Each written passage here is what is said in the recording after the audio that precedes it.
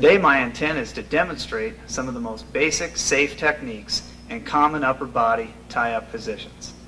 I believe that it is important to develop high percentage throws that we can use against the very toughest competition, and at least develop strong defense to stop our opponent's throws. I like the upper body tie-up position, I like upper body throws, and have had to rely on them numerous times in competition. In this video, remember, I am left-handed, I lead with my left leg, I tie up with my left arm, and if you are right-handed, you may have to reverse the technique.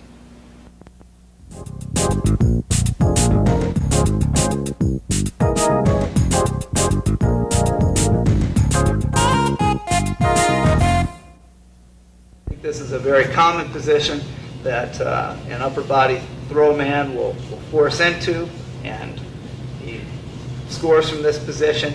If nothing else, we need to know how to defend this position. Okay, so I just want to go over some defensive positions. How do we clear this tie-up? How do we get away from our opponent? And more importantly, how do we score from this position if we're not going to throw, if we do have a guy that's forcing us in? Most important thing I have to remember in this position is the underhook. Okay, my opponent's underhook, if it's tight, you can see his hand back there. There's no way I can go back and grab his wrist. Okay, there's no way I can go back and grab it. In order to get control of his wrist, I'm going to have to shake my upper body a little bit. I'm going to have to twist right there, shook it a little bit. Now I can get to it. I'm just going to loosen that grip. Loosen that grip right in there. Okay? Once I can get to it, I can control it. Okay? Once I have the wrist, I have opportunities from this position. I can lower my level. The first thing I'm going to do is I'm just going to drag off of this. I'm going to push this wrist down, and we're wrestling here. Just push in. I come back, get the wrist. I'm going to push it down and push it in. Push it down, push it in. As I push it in, I'm going to hit my drag. The drag means my underhook arm is coming out, sliding through to the tricep, right there. Swinging this arm through, I'm stepping outside, not inside, outside, and I'm winding up in this position right here. Okay, right there. That's what I want. That's what I'm after. So let's twist a little bit, get a hold of that wrist right away. I'm pushing it down, clearing to the tricep, clearing the arm completely. As that's cleared, stepping outside, going to the far waist, far hip. The side that I drag to, if I'm on the right side, dragging right, pushing the arm down and dragging right, stepping right. My front trip is going to take place with my left foot, my left heel, right there, and I'm driving over it. So after I go to the far hip, I put my left knee to the mat, and I finish right there. One more time. Right from here, drag position. I'm to the corner. I'm not all the way behind it, to the corner. Now I'm just going to step my foot in, place my knee on the mat, force him to the mat, getting my 2-point takedown right there. Regardless of the under-over position, regardless of the side the under-over position is on, I need to be able to wrestle in that position. If my opponent's left arm is under, I need to be able to wrestle here. If his right arm is under, I need to be able to wrestle here. Regardless of which underhook I see, I need to be able to clear it. I need to be able to come back to the wrist, push it down, hit my arm drag. From this position, I have other options. Anytime I can get to the wrist, clear the wrist, pushing the arm down, I'm going to lower my level at the same time. My opponent's pushing into me, trying to drive in, come back to that wrist, push it down, lower my level, chest over knee. Now I have some opportunities here. I have a quick double leg attack right here at the knees. I have a high crotch attack here, and most importantly, I have a trip off of his lead leg, which is real effective. I have a basic double leg attack off of my underhook right here. As I twist, pushing the underhook down, I lower my level, and I have a double leg attack right here. After my level is lowered, I penetrate just like I would normally, driving in to the knee level, stepping my outside leg up, and finishing this driving across. I also have an opportunity, as I clear the underhook, lowering my level, to hit my high crotch right here. Okay? Snake that arm down, knee level, finishing the high crotch just like I did the double leg, driving across. Basic double leg finishes, basic high crotch finishes. The advantage to shooting those positions from the under over is that I clear this arm. As I lower, I put his underhook arm in a position that he can't counter me. As I lower, that arm goes in. It's no longer effective for defense. Okay? If that's where I'm going, or if I'm pushing it down, going to the double leg right there. Last option I'll do here, my favorite option, is a trip. As I come back to the underhook, come back and control the wrist, push it down, lowering my level. As I hit here, I'm going to trip my lead leg. It's going to trip his lead leg. As I do that, I have to, again, get rid of that arm. I don't want it to be able to defend what I'm doing. As I step in, my heel cups around his heel, and my knee goes down. As I lower my level, right here I come. My arms finish very similarly to the double leg position. Push the arm down, clear. Penetration, I have my level lowered. My penetration is forward now. I'm gonna trip, put my left knee down, clear my left arm out to the waist, and finish. Right here, right there. Getting my 2-point takedown, looking for back points.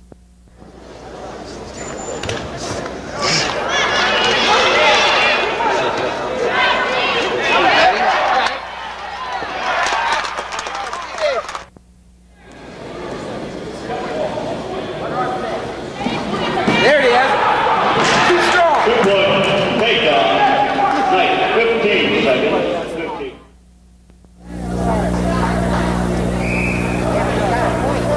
They're at least tied. And I know they have 3 and 1.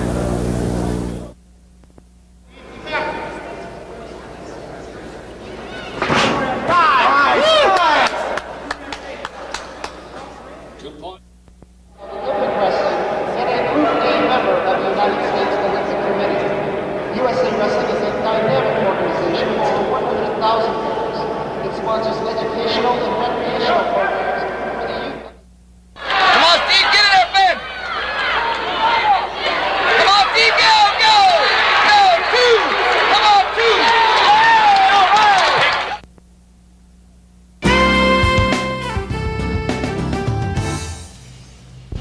I want to remember in the under-over position that everyone has a strong side. Everyone has a strong side, everyone has a weak side. By experimenting in this position with lowering your level, taking shots, double legs, high crotches, hitting your whip over, throw from here, you're going to find where you're comfortable. You're going to find which arm is more comfortable in the underhook position, which arm is more comfortable in the overhook position. If you're a left leg lead, I think you're going to be more comfortable with your left arm underhooked. If you're a right leg lead, you're going to be more comfortable with your right arm underhooked. That's also going to put your right leg forward. It's going to allow you to penetrate in on the low level shots just like you would if you were in a head-to-head position. If my opponent forces me to my weak side, if his strong side is my weak side, what do I do to get to my strong side? Number one, I'm not always going to be able to get to my strong side, so therefore I need to be able to clear an underhook from either side, whether it's my strong side or my weak side. I need to be able to clear this underhook going back to the wrist on my weak side as well as my strong side. If I work in this position and I feel comfortable in an upper body tie-up, I can pummel back in. Okay? How do I do that? I do that by putting weight on this forearm right here, digging back in, okay? Digging back in, and eventually my goal is to get in the underhook position. Even if I wind up in a double under position, that's okay. It's all right. I ought to be able to wrestle from there if I'm comfortable there. And that's a position I have to work on to get comfortable there. I can pummel back in. Many times, as I pummel back in, my opponent may dig in at the same time, and we just kind of switch sides. Okay? Can do that drill from right here, pummeling drill, coming over the forearm, my overhook arm, digging in to the underhook, heads change, he digs in, I dig in, we're on the other side, we come back, do it again, pick it up a little, okay? When I get good in this position, and I've worked with the upper body position, maybe I've experimented and wrestled some freestyle, some Greco-Roman, I'm going to learn how important it is to adjust my feet. As important as it is to come out of my weak side and pummel back in, it's also important to put the right foot in the danger zone. So if my left arm is under, my left leg is under, okay, I may want to, as I'm digging in, change feet. So there's a little footwork involved with the pummeling drill. Okay? Need to find out where you're comfortable here. Many Greco guys will put the overhook arm, that leg, in the danger zone for better defense. They feel vulnerable here. I have offense here. Sometimes for throws, I don't have quite as strong of a defense here, but I do have offense, and I can defend the underhook position when my opponent is in here from clearing this wrist.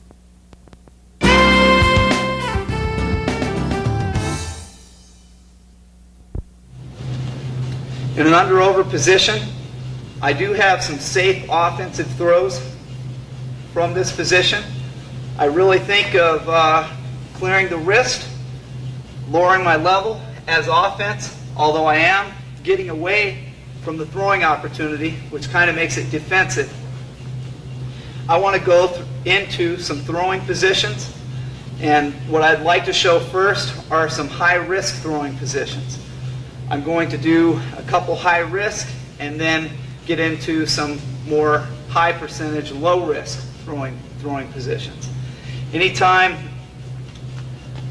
my opponent's hips are out, and you see this a lot in freestyle and collegiate, don't have the space in Greco, but I do see it in freestyle and collegiate style. Anytime my hips are out, my opponent is pushing into me, I have the opportunity to do an underarm spin, which means my underhook is going to clear.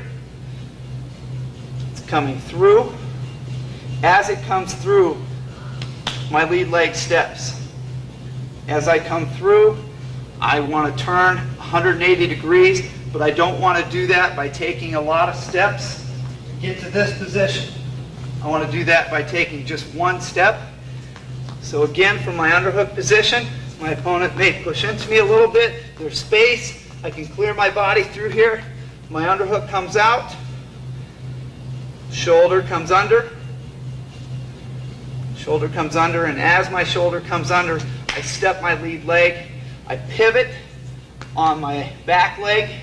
That's my spin foot.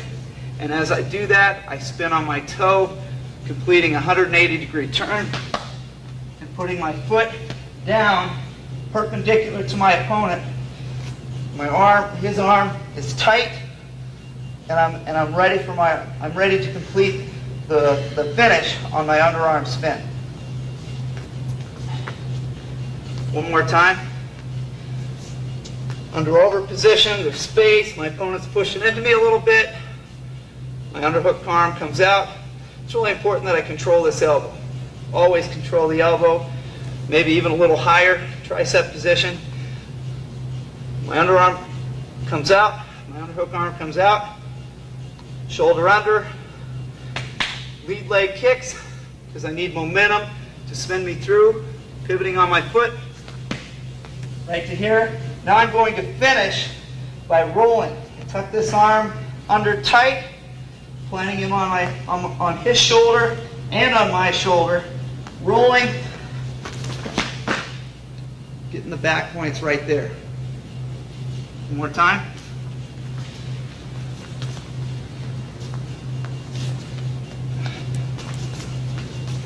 Underhook comes out, through to the other side, to the overhook arm side, lead leg steps, 180-degree turn, twisting into the mat, getting my 3 points for freestyle right here. Collegiate style, I don't have control yet. I don't have control until I can come up and find a position that the ref agrees that I have gained control of my opponent. Right here, it's difficult to do. I'm going to pull my underhook arm out. I'm going to try to get off my hips. I'm going to try to get up here, and I'm going to pull my underhook arm out. Looking for my headlock opportunity right here. If you find that it's too difficult to limp your underhook arm out, the arm that did the spinning, I'm going to come to the head from right here. I'm going to come to the head, getting control of my opponent, trying to find a chest-to-chest position, looking for back points. One more time. Can't pull my arm out. Need to raise up, getting my hips off the mat, circle to the head, trying to get control right here. Chest-to-chest position. For freestyle, and even Greco at times, the underarm spin can be fairly effective. In collegiate style, because of the lack of opportunity there to get the control, it is a high-risk throw. In freestyle, it can be a very high percentage, low-risk throw.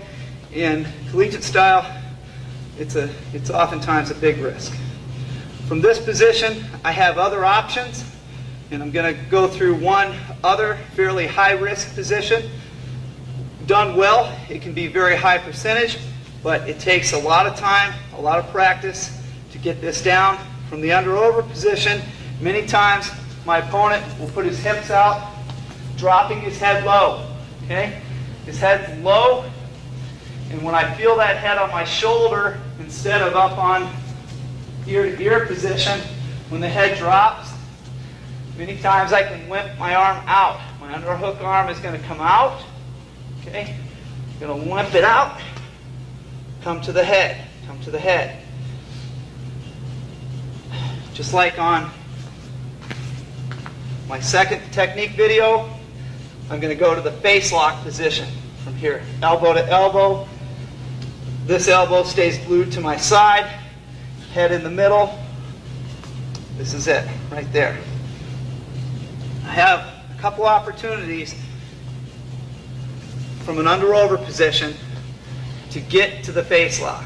If I can limp out, limping my underhook arm out, rotating around to the head, cinching it up right there, it's a good opportunity. It's a pretty high percentage, I believe. If you work on it, it's a very high percentage. The other opportunity, I can hit this right off of my arm spin. Okay, if I spin him and I miss, but I come back around front, spin, get through right here. I get through, but I can't spin him down. I come to the head, face lock position. However I get there, right now, especially for freestyle and Greco, I need to take my opponent to his back. It's not a control position that I can use in collegiate. It's a little more difficult to get control. Freestyle and Greco, I can take him to his back. However I get to the face lock position on my feet, I have a great opportunity to throw from here. It takes a lot of work, a lot of time, a lot of drilling. Even if it wasn't from the under-over position and it was just from a snap-down position, and I find my face lock, however I get there, if it's from a collar tie, it's from an under-over, limping my arm out, hitting my underarm spin, coming to the front. Okay, we'll do that underarm spin one more time. As I come to my underarm spin, in a way I miss my opportunity to roll him to the mat, and I circle back to the front. Here's my spin. I missed my opportunity. I'm going to come to the front, find my face lock position, which again is here. Thumb never goes deeper than the cheek. Elbow to elbow position. Butterfly lock. The arm that's around the head, that elbow stays glued to my side. Keep my opponent's head in the stomach. Butterfly lock. And here's my power. Here's my power to throw. I step in. I'm going to put him on his right shoulder from this position. Right shoulder, stepping in, keeping the head low. If the head isn't kept low, he pulls his head out on the way through. The head has to be kept low in this position. Okay? Low in the abdomen, tight lock, hips roll in. That gives me power to throw. As my hips come in, I step up, and I take him to his right shoulder. If I can come over the top from this position, I got my 3 points.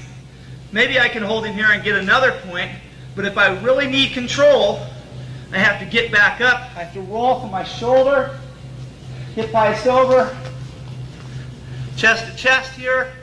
Now I'm going to hold him here, getting control, or I can walk around, hook my legs in, and look for the pin right there. It's a great pinning combination, difficult to do, takes a lot of practice, but I can't get control right there. I'll run through that one more time. However I get to the face lock, this is a position where my throw comes from.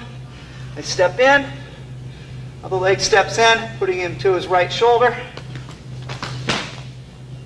I have to hip over right now, little hip heist maneuver, putting my chest down.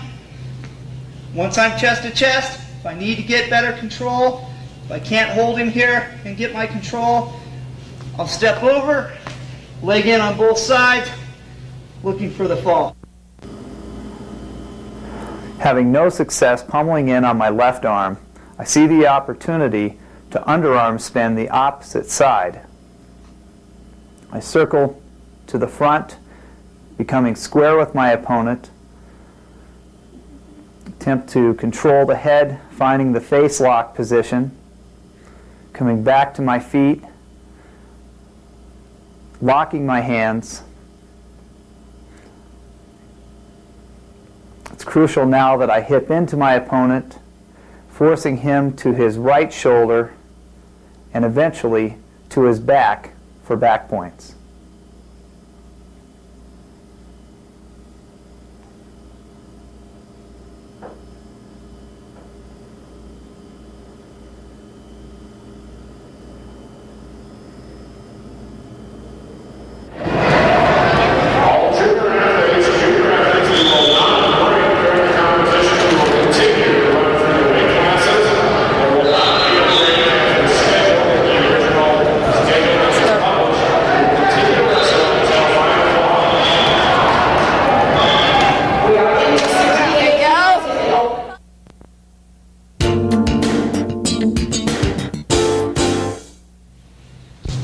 I'm going to move on, going into a whip over, what I refer to as a whip over from the under over position. Basically, it's a hip throw or a headlock without the head, because I have the body, have the arm. That's what I'm going to do my throwing with. When I was coming up as a kid, when I was growing up, I was taught how to do back step, basic back step. As I swing my foot behind me, I pivot and twist, turning 180 degrees. And I had real difficulty trying to learn how to do the back step without getting my feet tangled up and completing the throw. I had the opportunity to learn what I refer to as a T-step.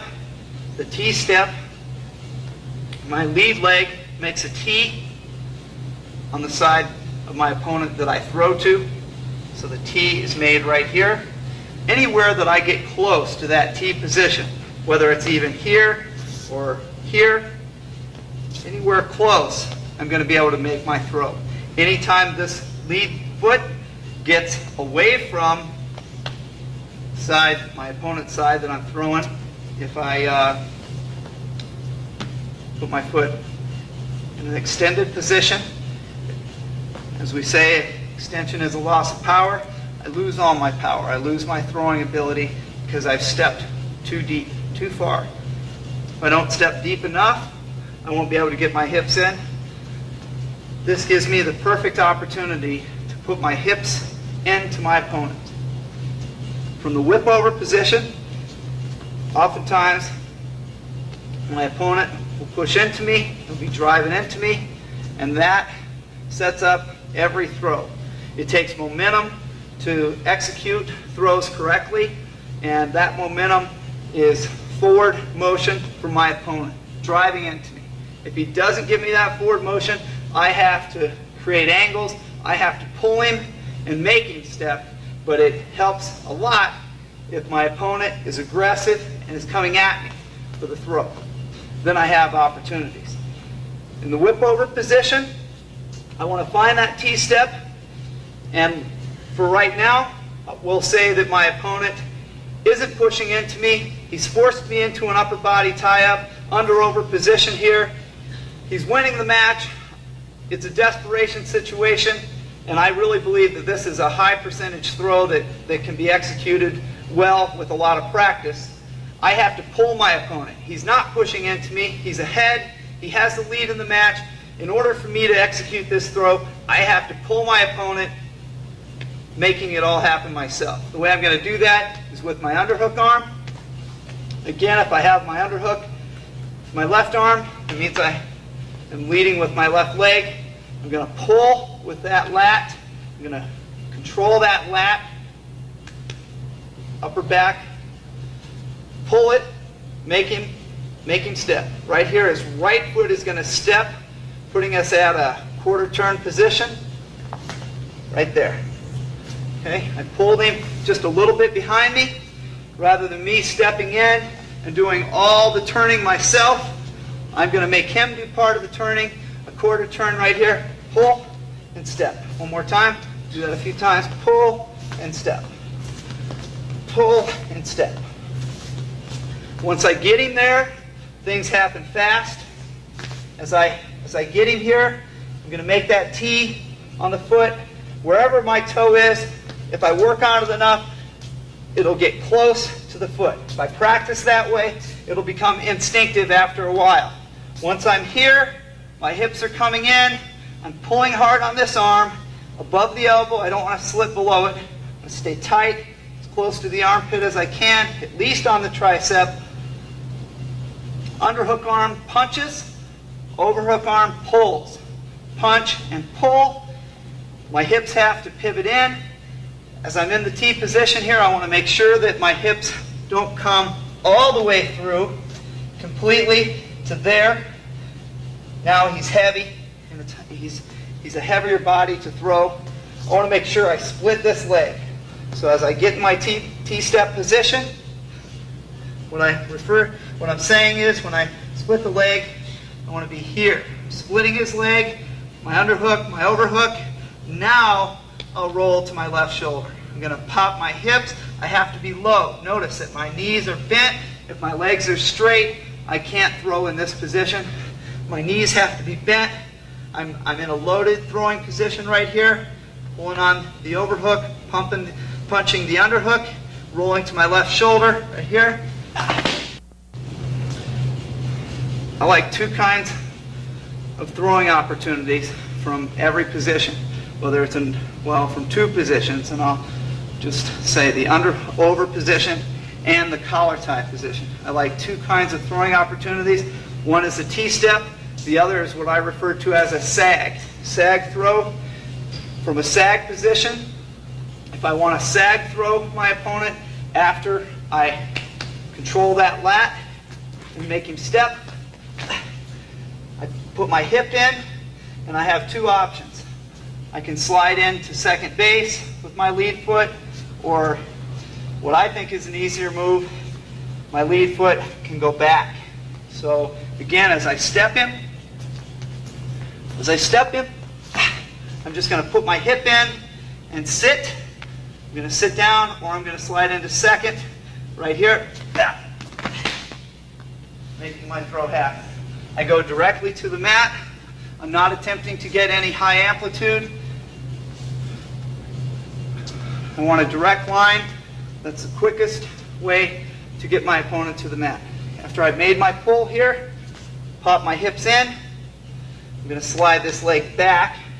I prefer the leg to go back. It's more comfortable. And I just sit down. I punch, pull, sit. Right there. Getting my opponent to his back. One more time. Pull, making step. Here comes the punch. Sit right there. Looking for 5 points. A quick review with the whip over.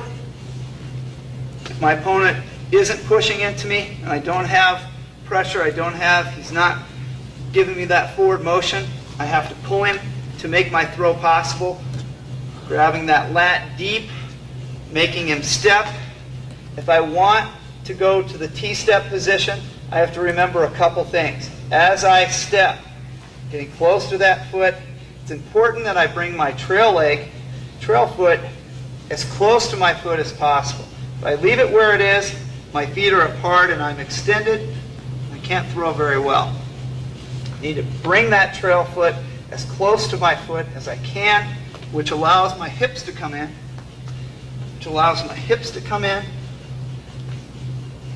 I have to be bent. Now I can throw. If I want to sag it, I don't need to go to my T-step at all. I'm gonna punch harder, pull harder, and my lead leg is going to go the opposite direction, backwards. Here, as I punch, I'll start from the beginning. Step, punch, leg goes backwards, and I sit, taking him to the mat. 1:34 to go in period number 1. And that's a tough move. I'll tell you tonight, they begin.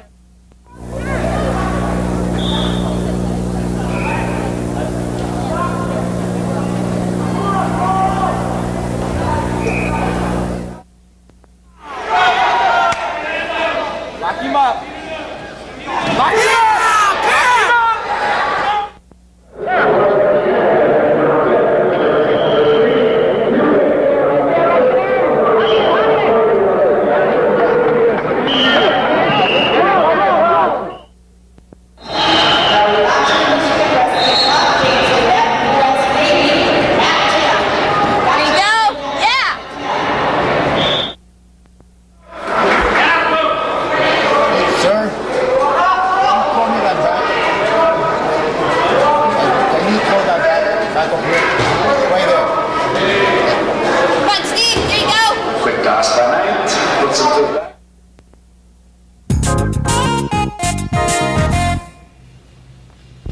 Anytime I'm in an under-over position and I feel after I've pulled the lat, attempting to make my throw here, maybe even prior to him locking his hands, prior to me stepping my foot up, if I don't feel good and I've already created the angle, I'm going to get rid of him. And what I mean when I say get rid of him is I'm going to punch this arm and I'm going to throw him over the top and get my points here. But I have to go behind him, get him off of me. Kind of a throw-by position. Okay? However it happens, I can take my opponent to the mat once I throw his arm by. However, I have to go behind, stay in front, take him to his back. Okay, maybe we're a little more square, and I bear hug him to his back. However I get it down, however I get it done, I can get rid of that arm. Missing my duck under places me in the under-over position. In the under-over position, I am unable to get my hips in front and therefore throw the underhook arm by, stepping in front with my lead leg, tripping my opponent, and taking him to the mat for the takedown. Mat 6, Faulkner and Lim, mat 6. There you go. 16-2. Yeah. Woo! The other option to bail out of a whip over position that I really like is after I make my pull, make my T-step, I'm in position, say I came even real close and I'm ready to throw, but it's just not going to go, and he locks his hands, okay? I got to pull my underhook arm out. If you can see my underhook here, see my arm up here, I have to pull that arm out, and I'm going to slide my elbow to his overhook arm right here. Elbow to armpit. After I'm in this position, elbow to armpit, underhook arm slips out, and I go right in to my arm throw. And again, if I'm in the T-step, I can throw it. Okay, if I'm not quite there, I can sag it. Okay, so I make my pull, I step, do both. As I bring my trail foot closer to my T-step, he locks on me, my underhook arm pulls out, okay? I don't have my shoulder under, just my elbow. Now I make my throw right here, make my throw right there. Once I land in this position, notice my shoulder isn't under like it was in the armpit position, the underarm suspend position, where my shoulder was buried in his armpit. This time it's up high. I can rock back, and I ought to be able to pull this arm out. Okay? If I have to come around to the head, chest down, I will. If I can lift this arm out, I can go to my headlock and get control. If it's freestyle, even collegiate style, I can probably hold him right here. I might not get the control until this arm comes out in collegiate style. In freestyle, I'm going to be able to hold him, get my points. The one thing I want to be leery of in this position is getting rolled through before I pull my arm out. If I get rolled through, I'm in trouble. Okay? I have to keep my hips solid to the mat, even high leg over. Now attempting to roll my arm out this way. However I can get my arm out, I'm going to go to a chest-to-chest position or basic headlock position. If I'm not a guy that likes the T-step, but I feel real comfortable with my sag throws, after I pull, setting up my whip over, and I get right to here, and I have to pull out, okay? The whip over, I can tell my hips aren't going to come in. Just pull out right to that arm throw, right here, and I sag it. Sag it.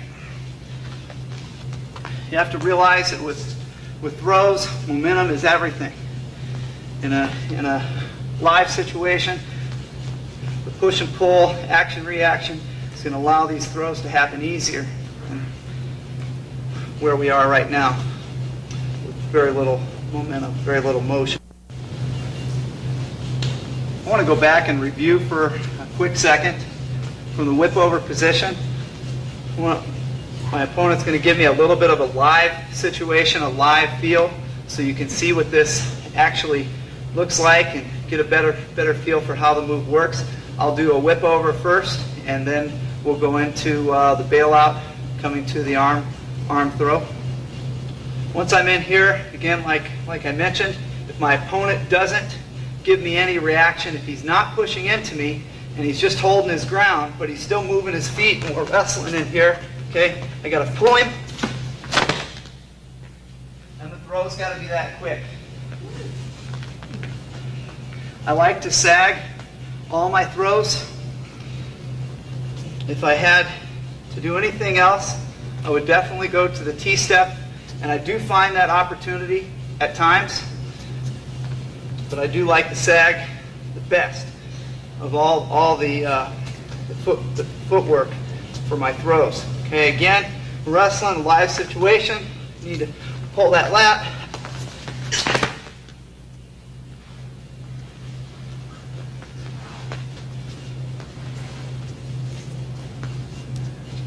Okay, this time I'm going to bail out. I'm going to find my whip over position.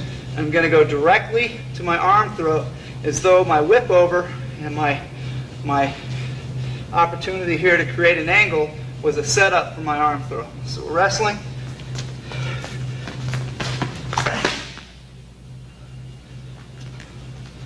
One more time.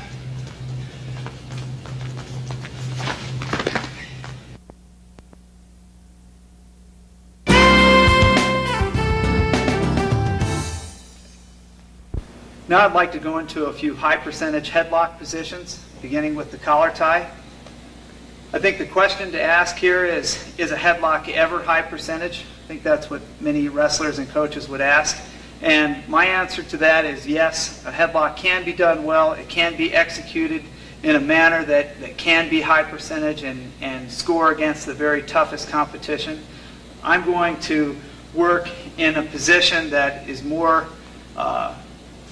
that you would see more in collegiate style and freestyle, where the hips are back, the heads are forward.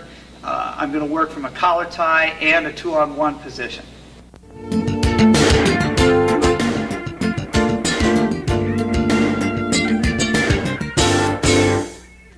In a collar tie position, I at least need to be able to defend my opponent. If my opponent has forced me into a collar tie position, and he's pushing me around the mat and I don't feel comfortable here, I at least need to be able to get out of this position. I do have offense that I can hit from here. Obviously, if I'm not comfortable here in order to throw, but there are other things that I can do. Number one, I'm going to clear this arm. I'm going to clear this collar tie arm by pummeling in, reaching in, from the outside, controlling here. If he's forced me in a collar tie, maybe I'm just in an inside tie and an elbow here. If I'm in a collar tie, or if my lead arm is just at the tricep in an inside tie position, I want to reach back in, force that arm off my head, and winding up in a basic inside tie position on both arms. So again, and regardless of where my lead arm is, if I'm in a collar tie too, I still want to come back in. I want to push him off. I want to push that arm off, and I don't necessarily have to do that by reaching back. I don't need to grab those fingers and peel it. All I need to do is find a hole right in there, find the tricep, bicep area, and push him off. Push him off right there. I do have offense from here, keeping outside. I have offense. Even if I come inside, I can lower my level. I can attack the high crotch right here. If I decide to stay outside, I can still attack my head to the outside single. And however I clear this arm, I can try. If I'm in a collar tie position, I can actually try to force the head down and hope that that got him, that loosened the collar tie. And he responds by popping his head up, and I lower my level and hit my high crotch, head to the outside single right there.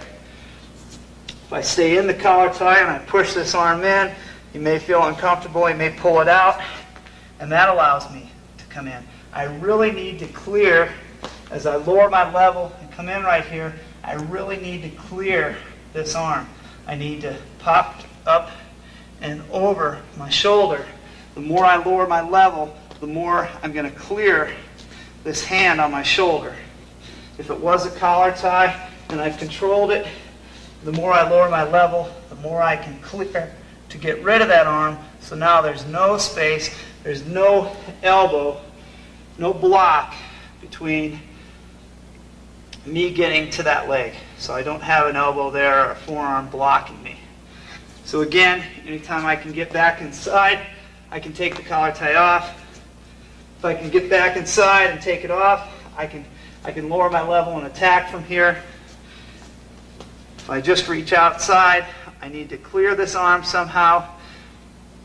And the way I can do that, a couple ways, by pulling it out. Sometimes if I push the arm in, make my opponent uncomfortable, and I can pull it out and tip the head to the outside right there. I always have to remember to lower my level in this position before I attack. One last situation here is going to the 2-on-1. Collar ties me, I don't feel comfortable. I can come across, look away. Once again, I bump that forearm, elbow, hook, and now I'm in my basic 2-on-1 position right here.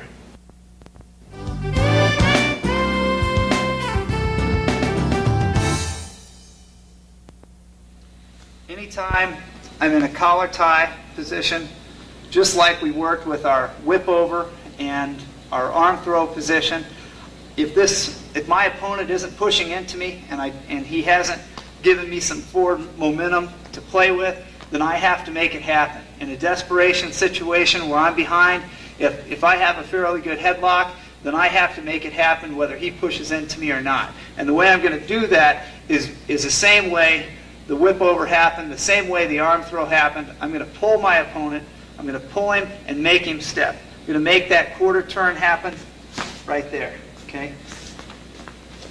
Pulling right here. Anytime I'm in a collar tie, I really prefer a head-to-head position. If I wind up almost ear to ear here, I do always stick with my inside tie. I don't throw a headlock from an elbow control, and I make sure that I have my hand all the way around. I just don't want my hand on the back of his neck. I want my forearm on the back of his neck. So again, I make him take that quarter step.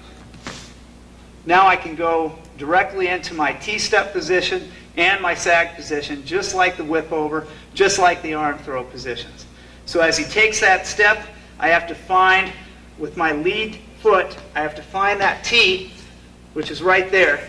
It's going to be a lot easier, at least it always was for me, rather than making the back step work. I can find the T.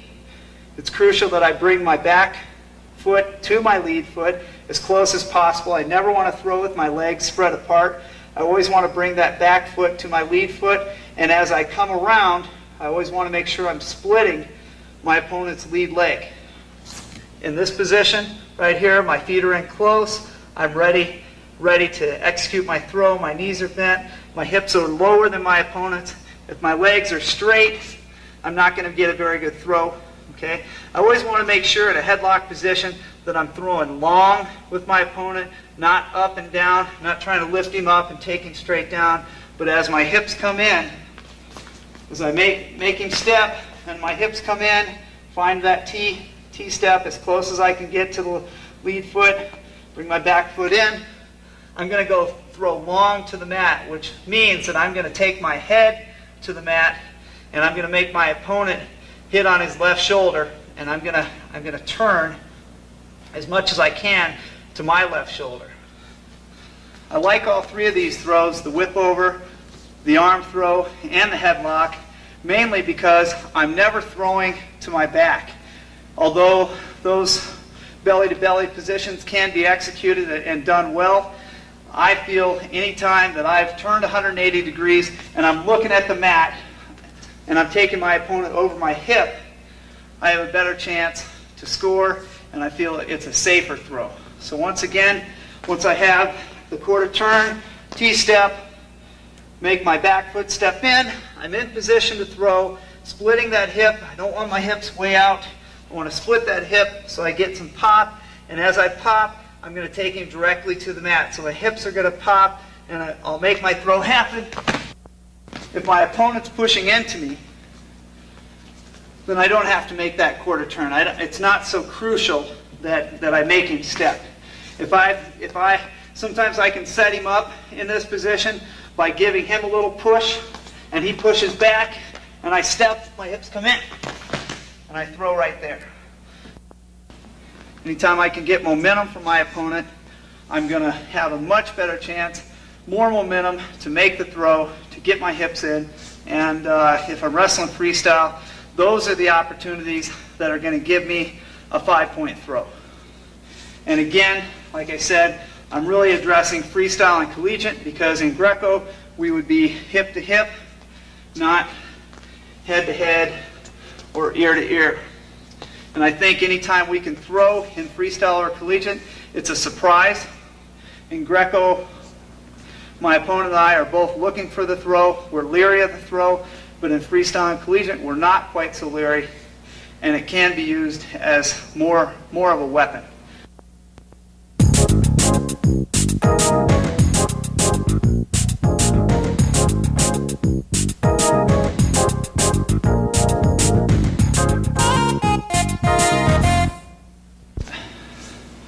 Depending on what you work on and what you develop, you may like a headlock that comes under the arm and locks here.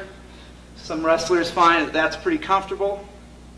I can't say that that was a favorite of mine, but I have seen it work consistently. I'll go through a couple things that I really liked, situations that I found were useful to me in setting up a headlock position.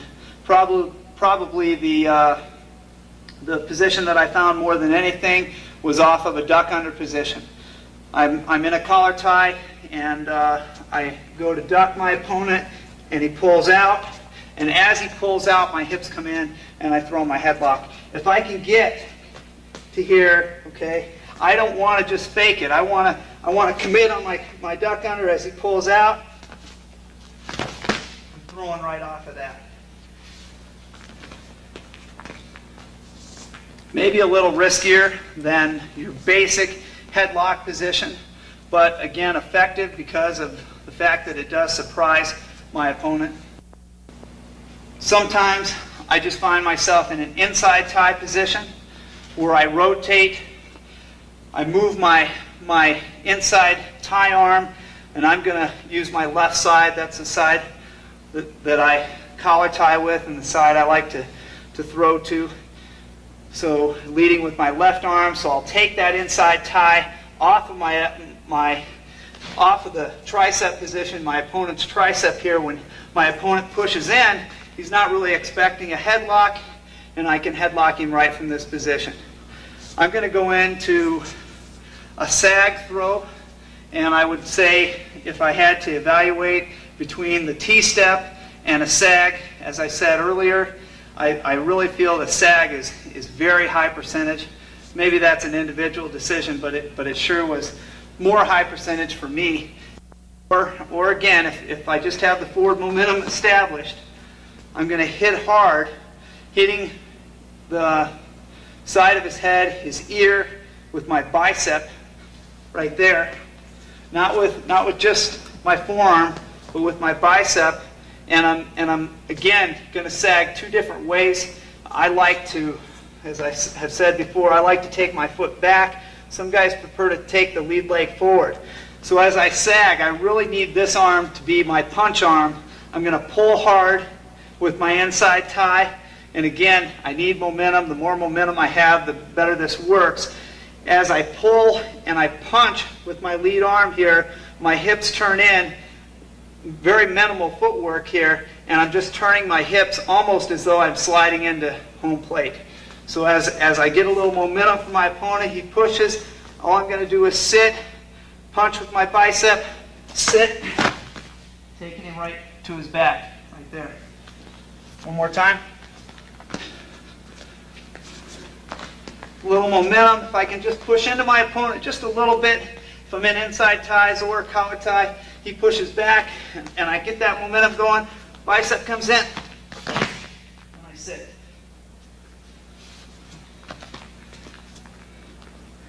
Obviously, the headlock is safer in freestyle and Greco competition because if we do slip on the head, we will be put back up in the neutral position, depending on the referee's judgment.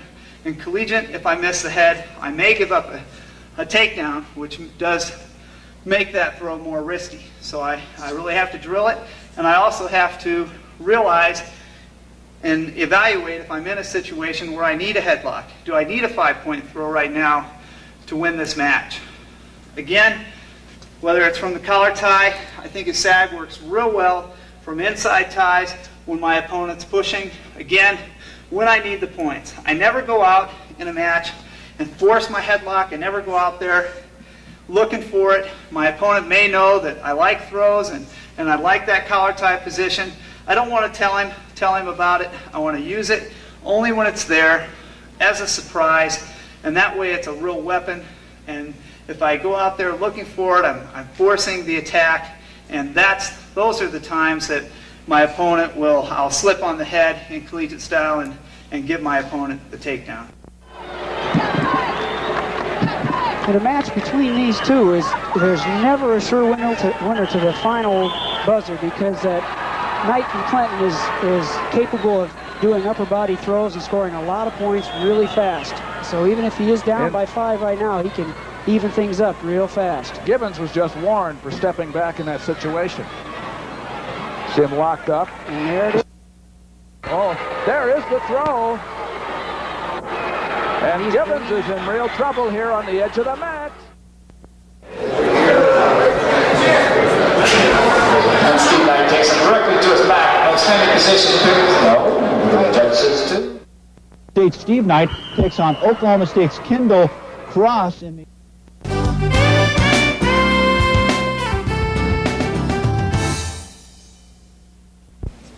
the last option I'll show in the headlock position comes from a 2-on-1 position right here.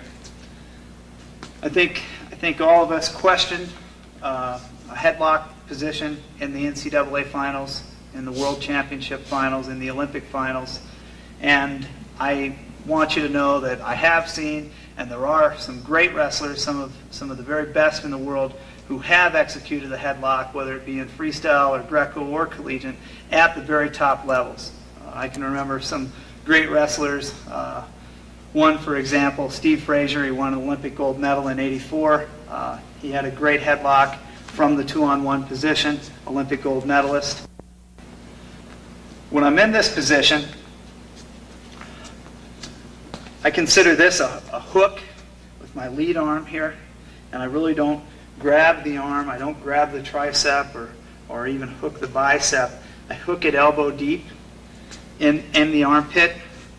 With my other hand, I keep my thumb up. In this position, I try to keep the elbow spread across my chest rather than taking the thumb down and taking it in a downward motion. I want to keep it up. I want to keep it spread across my chest. If I can keep forward motion, forward pressure into my opponent right here, I'll frustrate him. A lot of times, ideal position would have my head in. Anytime my opponent's head is in, I can still headlock him from this position, but I don't have quite the control. Regardless of where my head is, if my opponent posts and his head is either in a head-to-head position or in a position where I can still get to my headlock, what I need to happen is I need for my opponent to attempt to square his hips, to post off on me right here. Sometimes my opponent will just post on my head and try to straighten out right there. That makes the headlock a little harder to do. It's a little easier to do off the shoulder, pretty common position. And once that happens, I'm going to take my hook arm, which is my left arm on this side, to the headlock position. And again, this is going to become my punch arm with that bicep. My right hand that's controlling his wrist is just going to come up and catch right over on the forearm. I'm going to throw my headlock in that position, and I really feel that it's best to sag this headlock from the 2-on-1 position. So again, as my opponent, I'm pushing into him, trying to develop more forward motion. He's trying to post off and push back on me and square his hips. As he's pushing in, I'm going to release. I'm going to club with my left arm with the bicep at his head, at his ear. My wrist hand is going to come over the top I'm going to sag my hips and go right into my headlock position. My opponent posts off on me. As he's pushing into me, I feel pressure coming in. My hook arm comes out, really punches into the head. I catch whatever I can over here, catch it coming over, sag down, right into the headlock right there. Again, I have to remember to secure however I go about securing my opponent in this position once I've taken him to the mat.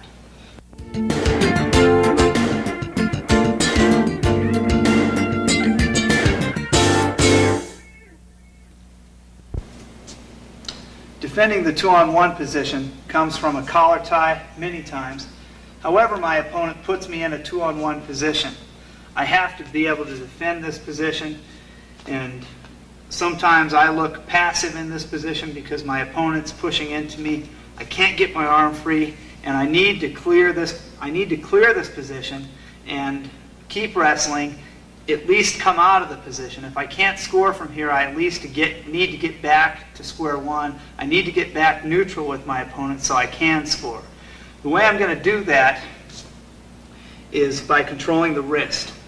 I don't want to post on my opponent because I do give him that opportunity for a headlock. If I post on his shoulder, if I post on his head and push him away, he can push my arms up, double leg me. There are many attacks off of the post. So I always want to make sure that instead of pushing away on my opponent, I attack his wrist, which means my free arm is going to attack the wrist. I'm going to take that off. As I take that off, as I push that off, I may push my head into him. As I clear it, my hand becomes somewhat free, and I immediately want to go to my underhook position. I immediately want to swing, leading with my elbow, digging with my elbow. I want to swing to my underhook position right here.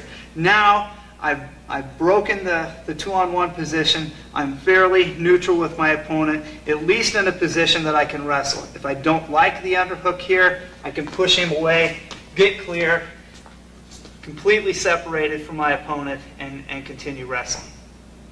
Once again, 2-on-1 position. Even if he locks over on his own wrist, that makes it a little tougher, but I still have to attack this wrist. The other option that I do have in here that is very, very high percentage, very successful, if I can't get to the wrist, and many times when he comes across controlling his own wrist, I can't fight both arms here. He's too strong. My one arm won't overpower both of his arms, so I need to find his elbow. Okay? I'm going to put my head in. I'm going to find his elbow. I'm going to pull straight to the side right there. I'm going to pull straight to the side, and as I pull to the side, I'm going to swing again to that underhook position, breaking the wrist, coming to my underhook right there. One more time. I can't get to the wrist. I can't make it work. I've got to find the elbow that allows my wrist to become free, rotating, digging with my elbow to the underhook position. Now I'm at least neutral. If I don't like it here, I can push away and get cleared.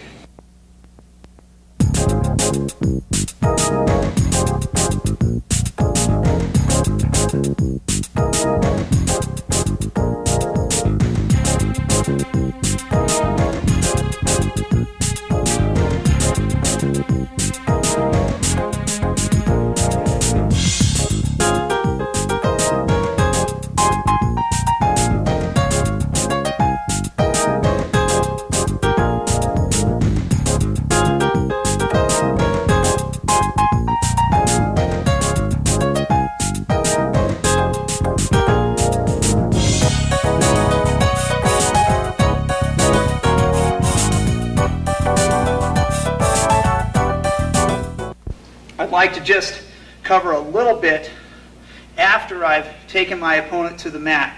No matter how my lock is here, whether I'm going from a collar tie or inside ties or here, whether I've ducked it, come back and throw it, however I've done it, once I get my opponent to his back and I've made him step, I've taken him to his back, sagged him down. Okay, right now he's to his back, and there's a couple things that I have to remember that are crucial to score points here. We've all seen it happen where we throw a nice headlock on our opponent, and immediately he locks, rolls me through, and I lose. In freestyle, I lose 2.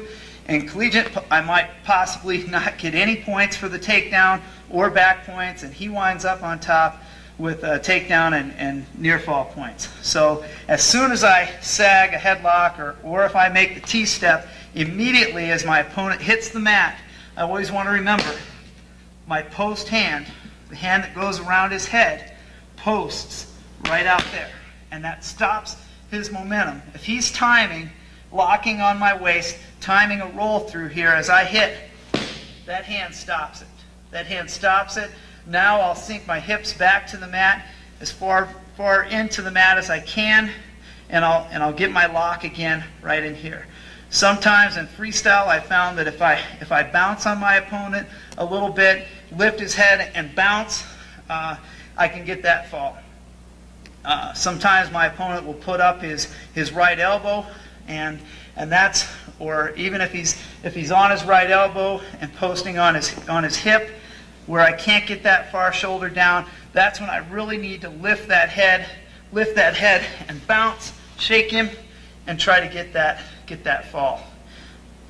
In collegiate style, where I may have to hold my opponent here a little longer to score, there's a couple things that I can do, and one is come in and get a lock right in here. It's legal. There's nothing illegal about that lock. If the hard part is coming from the elbow, snaking my hand in, and getting the lock right in on the bicep, tricep area, and that's real tight. And again, I have to lift the head and try to get the fall. Always realize that even after I've put him in this position, he may come back and try to roll me again. After I've already situated my hips, I may have to pull my lead hand out and post again. Come back to it, try to get the pin. Last situation from here, and I think this is the most high percentage finish. It's 100% legal if done the right way. I think many officials will call this potentially dangerous, so it is something that you have to be careful with. The objective, I want to throw my opponent's arm, this arm that's under my arm, across his face. If I put it across his mouth and his nose, the referee is immediately going to say potentially dangerous, or he may even say, hey, that's illegal, you're shutting off his air. So I want to make sure it goes over his eyes, make sure it goes over his forehead, right there where he can still breathe. Okay? The tightest position, as we know from basic fundamental top position wrestling, if I can ever get my chest on my opponent in that chest-to-chest position, I have my best opportunity to control my opponent and score. So what I want to do here, as I push this arm across, I want to shift my hips. My legs are going to hip heist. I'm going to rotate my hips, putting my chest down. Okay, the arm, my hand that's controlling his arm, I'm going to replace this hand with my head, with the side of my head, with my ear right here. Now my hand is free. Now I can lock. You'll notice that when I lock, I still have the arm in between my lock.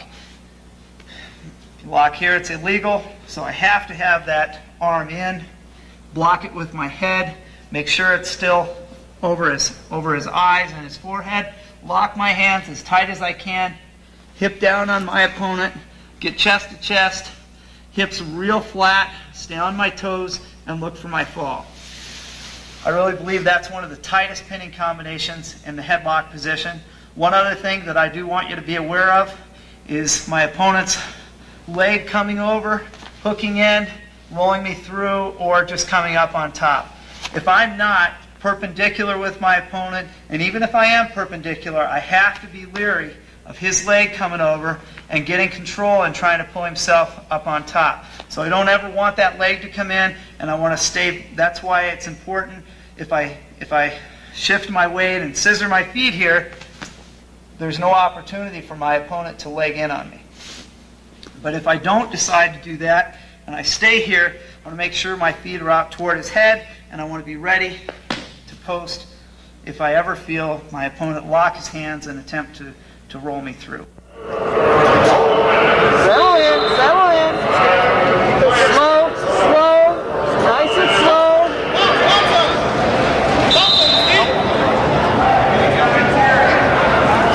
There it is. There you go. Yes! Woo!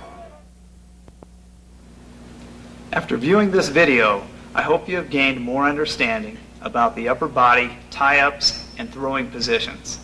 I truly believe that all of you that are aspiring to be state or national champions have to feel comfortable offensively and defensively in the upper body positions. Throwing is an art and takes much time to perfect. Win with high percentage offense, but realize you're always going to be faced with a situation where you have to defend your opponent's throw or throw yourself to win a big match.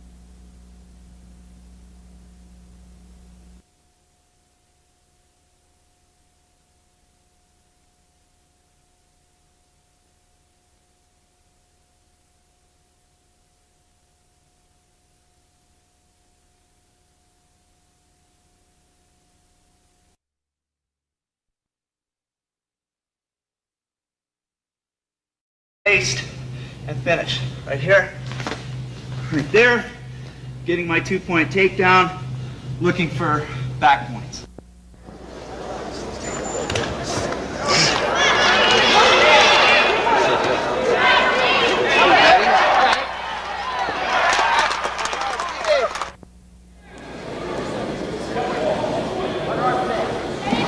There it is. Too strong. 2-point takedown. 15 seconds. 15.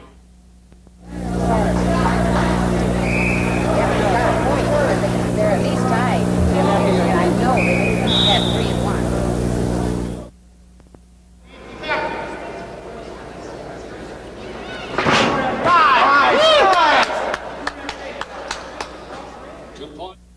Olympic Wrestling and a Group A member of the United States Olympic Committee. USA Wrestling is a dynamic organization with over 100,000 members. It sponsors educational and recreational programs for the youth. Come on, Steve, get in there, Ben. Come on, Steve, go, go. Go, 2. Come on, 2. All right.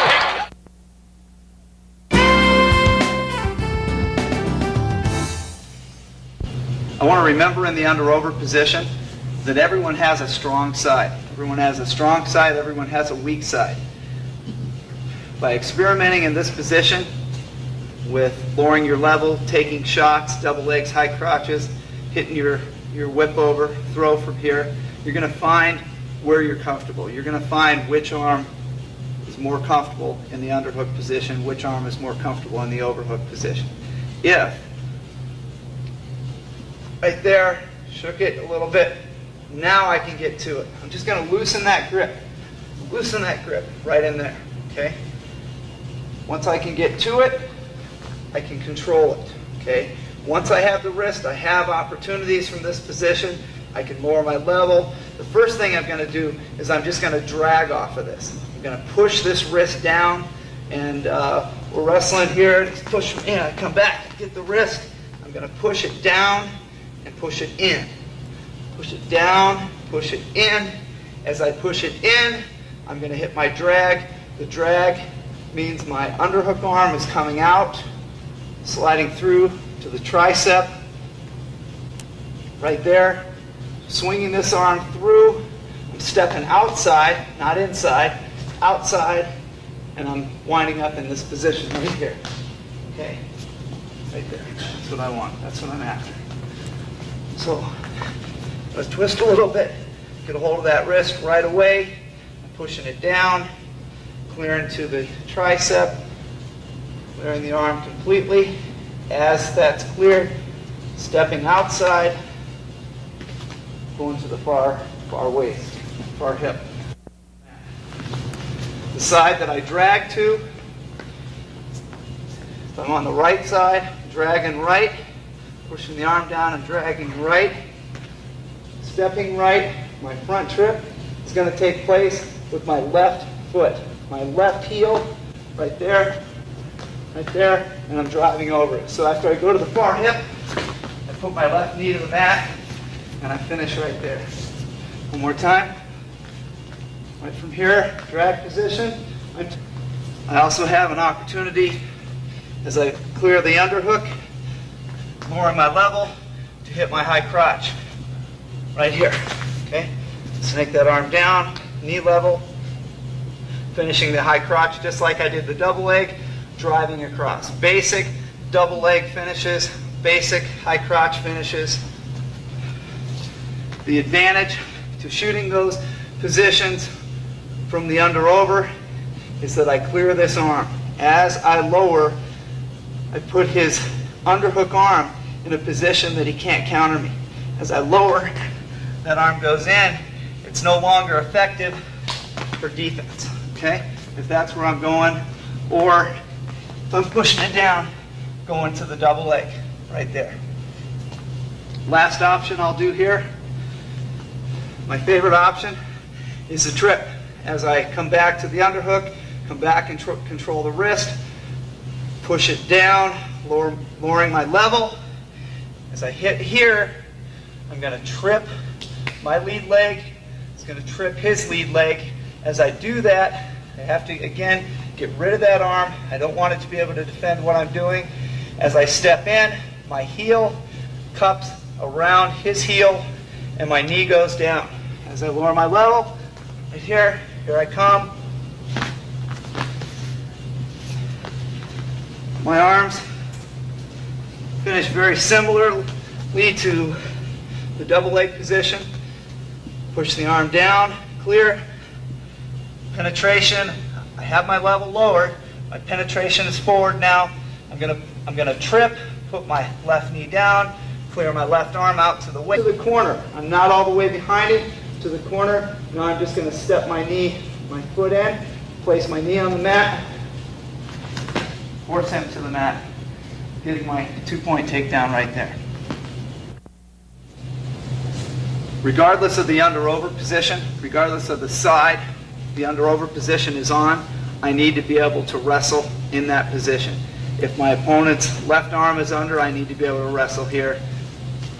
If his right arm is under, I need to be able to wrestle here. Regardless of which underhook I see, I need to be able to clear it. I need to be able to come back to the wrist, push it down, hit my arm drag. From this position, I have other options. Anytime I can get to the wrist, clear the wrist, pushing the arm down, I'm going to lower my level at the same time. My opponent's pushing into me, trying to drive in, come back to that wrist, push it down, lower my level, chest over knee. Now I have some opportunities here. I have a quick double leg attack right here at the knees. I have a high crotch attack here. And most importantly, I have a trip off of his lead leg, which is real effective. I have a basic double leg attack off of my underhook right here. As I twist, pushing the underhook down, I lower my level, and I have a double leg attack right here. After my level is lowered, I penetrate just like I would normally, driving in to the knee level, stepping my outside leg up, and finishing this driving across.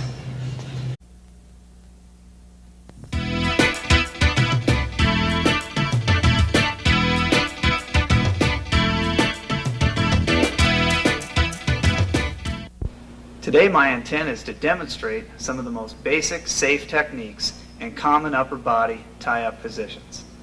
I believe that it is important to develop high percentage throws that we can use against the very toughest competition, and at least develop strong defense to stop our opponent's throws.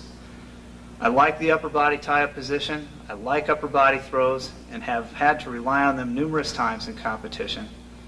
In this video, remember, I am left-handed, I lead with my left leg, I tie up with my left arm, and if you are right-handed, you may have to reverse the technique.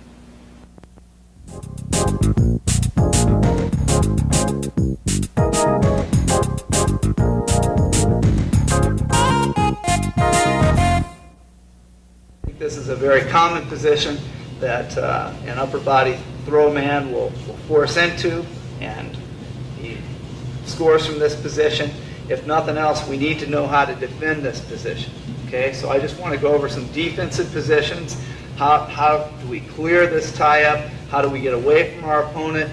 And more importantly, how do we score from this position if we're not going to throw, if we do have a guy that's forcing us in? Most important thing I have to remember in this position is the underhook. Okay, my opponent's underhook, if it's tight, you can see his hand back there. There's no way I can go back and grab his wrist. Okay, there's no way I can go back and grab it.